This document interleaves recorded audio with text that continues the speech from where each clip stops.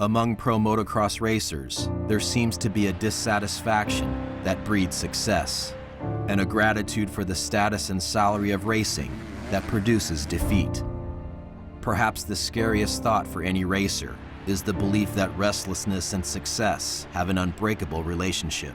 Mom and Dad raised me to be just a nice guy and love life and be appreciative of all that I have. And in motocross, pretty much go out there and it's an all-out duel.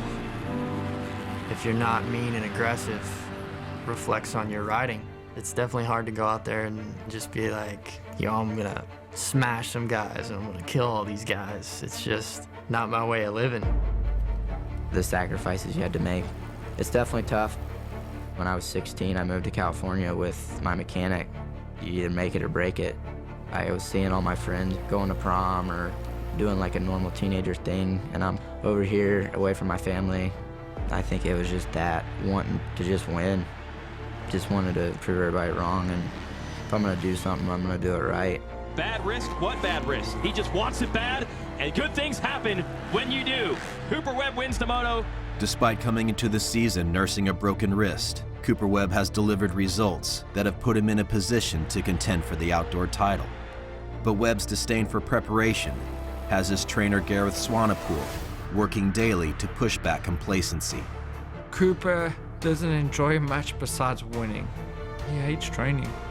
He's not going to do more than he ever has to, that's for damn sure. Now I've got to push him and push him. His teammate and training partner, Aaron Plessinger, may be one of the most well-liked, fun-loving riders on the racetrack, but must improve his sixth-place position in the championship if he is going to satisfy the expectations that come with riding for an elite factory team. It's already been 4 or 5 races and I haven't had an overall podium yet. I need to get going because this is my 2nd year. They're expecting me to get podium finishes.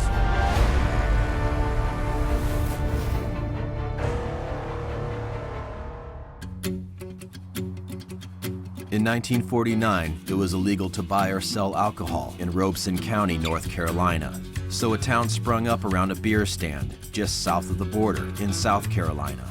The Mexican-themed city, with its mascot Pedro, grew to popularity in the 1960s, but has since been in decline, except for the motocross training facility that has been established in the last decade. It is like a little Mexican Vegas from the 60s in the middle of nowhere. We're here to benefit the guys, and we felt that riding the humidity and the rudder tracks and cutting the travel time down is going to benefit them. So it's what you make of it. They have all the tools right here to build champions. Swanepoel, Webb, and Plessinger are preparing for round 6 at Redbud Raceway. Webb has won 2 championships in the 250 Supercross Series, which will require him to graduate to the 450cc class next year. 2016 will be his final opportunity to win an outdoor title in the 250 class. And up until round 5 at Muddy Creek last weekend, Cooper did not have a single overall race victory. Last weekend, I had to have a big talk with him in between races. I felt that he let Savachi win that first race. He felt that he didn't have enough time to close him down. And I said, well, you can't give your rivals any kind of confidence like that. You need to show up and work. He went out for the second race and Cooper Webb was back. Doors open, he slams it and takes the lead from McElrath. Listen to the crowd come to life. Cooper Webb is gonna win here at Muddy Creek. Although the win brought Cooper closer to points leader Joey Savachi, it did little in helping Swanepoel's daily task of prodding Webb to train in the humidity of South Carolina. I want to fight with him every day. I'm lazy when it comes to training. I definitely just do it what Swanee says, no matter how much I might hate it. For Plessinger, also known as AP, last weekend was his worst race of the year, with 14th and 13th place finishes. Oh, big pileup. Plessinger, 2 motos in a row. It happened in the first moto as well. Every other veteran rider on Aaron's team is a contender in the championship, leaving Plessinger with no excuses as to why he does not have an overall podium finish yet this year. Me and Swanee sat down. He just told me if I'm not solid, it's not looking good for the team for next year. He asked me if this is what I really wanted to do, and it kind of sank in right there. said to myself, I gotta go. Yeah, we got AP on pole position. Yeah, I know. Why is that? He's carrying more speed than you are. While Plessinger's practice lap times are comparable to Cooper's, those in his inner circle believe he is struggling on the racetrack because he is too satisfied with his life as a professional racer and lacks the selfishness to push others aside for his own benefit. The guys that are standout winners are the most self-absorbed, selfish cars around. The champions, I don't want to say they're mean or anything, but they're definitely not like me. You see Coop, he's really aggressive and he puts it in there at times. My dad and Gareth and everybody's told me just get mad. And a picture-perfect day for the 43rd running of this summertime Independence Day Classic. The tens of thousands of people that have made the pilgrimage here are focused on Red Bud, the most iconic motocross track in the world. He's got to stand. And he just charges a bump seat and his back end's all over the place and he's just all over the place. Maybe we need to have a sit down with him, you know what I'm saying? Coop just forgets that he can't just ride off of talent, and sometimes he needs like an attitude adjustment. Sometimes you just need to whip him into shape. Bad. I mean, you are the fastest guy in the world for sitting as much as you sat. It's ridiculous, dude. Stand a lot more. If you stand, you'll be good. Stand. My dad was a pro surfer and shaped surfboards for 40 years.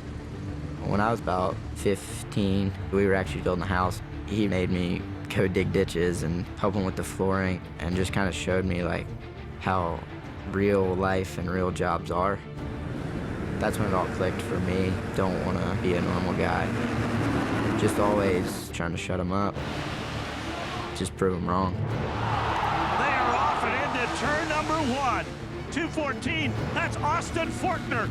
Here comes Fortner, here comes Cooper Webb, the rookie onto the inside. Cooper Webb, the veteran, onto the outside. The outside now becomes the inside as they go across the stripe. Come on! Fortner looks over his shoulder. He looks at the 17 and he's bringing the heat. The 17 of Cooper Webb goes onto the inside. Cooper Webb hooked it up. He jumped onto the inside. He hooked those tires up and jumped right into the number 1 position. Good.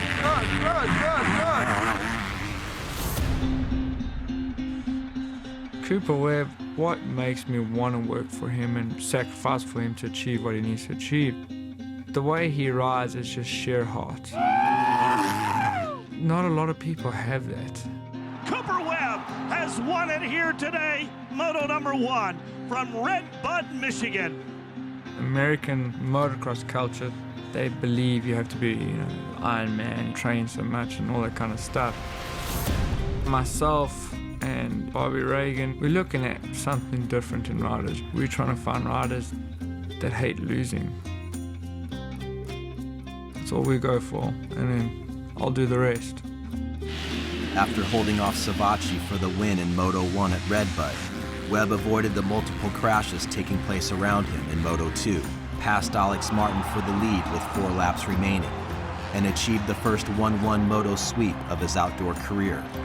Cooper would also take the points lead as Savacci suffered a brutal crash and finished 16th. Joey Savacci will give up his points lead here, and Cooper Webb, the undisputed overall champion here at Red Bud. Plessinger finished 11th overall with 10th and 11th place finishes, including a crash at the start of Moto 2, further exposing his need for greater intensity on the racetrack. The people that say I should be on the podium, they're right, and I'm definitely trying to get there. These past few weeks, I've just been getting a little bit of anger in me, and I'm gonna succeed. There's no choice. I have to let the anger out at some point.